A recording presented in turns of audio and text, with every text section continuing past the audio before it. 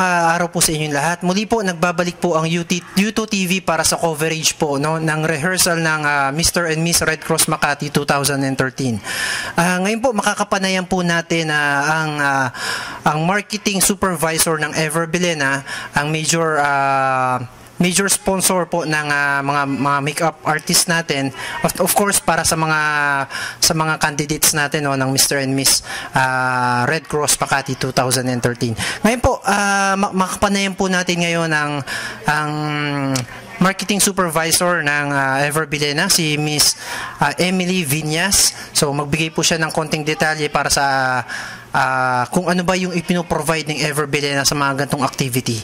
So ma'am,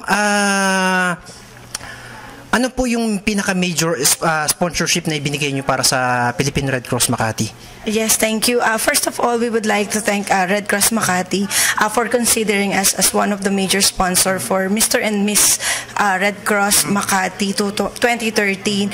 We provide the makeup, so we're gonna be the official makeup sponsor for this event until actually yung lahat ng events under sa amin. So kami yung magbibigay ng service for makeup from talent competition, casual wear, up to the coronation. And sinabi nga sa akin ni Ma'am Shirley kanina lang na we have to attend also the anniversary of the Red Cross because we're gonna be showcasing the fashion show for our brand. So it's a big part for us na ma-promote yung brand ni Ever Bilena, which we cater not just only makeup, we are providing also fragrances like pink water and black water, and especially for the teens like Careline. But still, yung major brand namin is for Ever Bilena.